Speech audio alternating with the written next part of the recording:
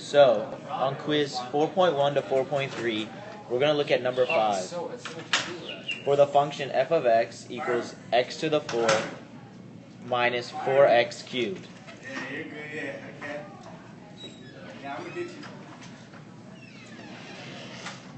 This is actually hard to write. A asks, find the intervals of increase or decrease.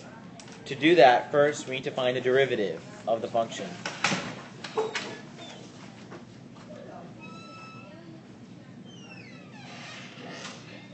Now, just look at the problem. What do you see in common? I guess you need to take out a 4x squared from both. So take out the 4x squared.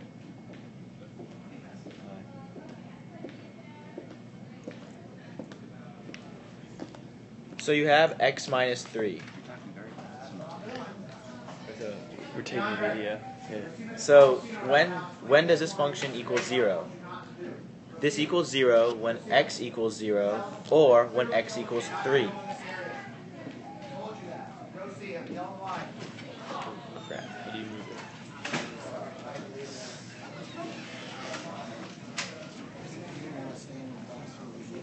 Yeah. Okay. Now draw the line, the graph, the the line where we can find the zeros and The see sign if it's line. increasing or The decreasing. sign line for Yeah. f prime. So we write 0 and 3 because those are our zeros. Now let's pick a number like Negative 1. Negative 1. Yeah, -1 sounds good. And plug it into f prime. So then we get... A negative Yeah, we get a negative. times a positive. No, wait, this is negative. I got it. Negative times... No, it's positive. It's a Times positive negative. times a This negative. is a negative, okay. Makes a negative. Now plug in a number like 1. Okay, plug in We 1. get a negative again. Yeah, get a negative. And then I'll plug in like a 5, and you get a positive. Positive. Now let's take note here that the fact that from negative whatever infinity to 3, like even passing through one of our slopes of 0, there's no Just write the answer, dude. yeah. So it's decreasing from negative infinity to 0 and 0 to 3.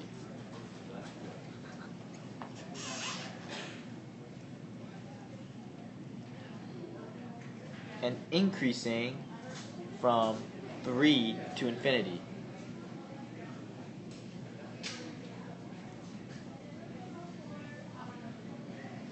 Alright, so we'll take note of that, and now we'll clear the screen. Oh no, you have to write negative infinity to 0 and then 0 to 3.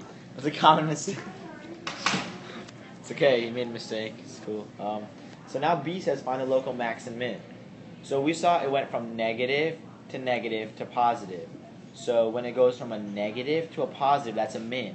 And we saw that change at 3. So there are no maximum values, but the minimum is x equals 3. Okay, now we're going to move on to C, where it says find intervals of concavity and inflection points. So here, first we need to find f double prime. So let's find f double prime. So we have 12x squared minus 24x. Alright, we probably want to find the zeros of that in order to find out when the original inflection points, where the original inflection points let's take out a 12. Let's take out a 12x. Yeah, totally. Take out a 12x. That sounds good. Okay, so that means that x equals 0 and x equals 2. Now these are our inflection points, because zeros on f double prime equal inflection points on the original function. You can always do that math if you want to find out the values. Yeah, exactly, the values. Now let's now find the intervals of concavity. Intervals of concavity. Okay, sounds good.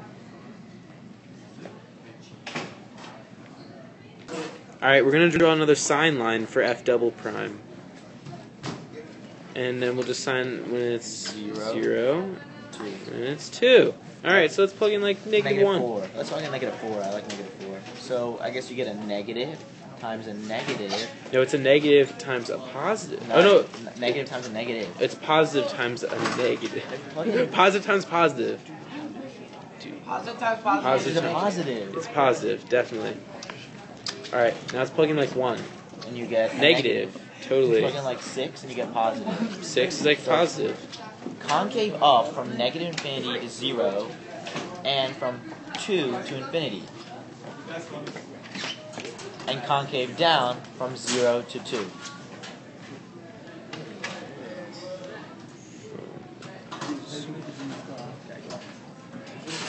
This is the end of this lesson. Thank you for watching this video. Yeah.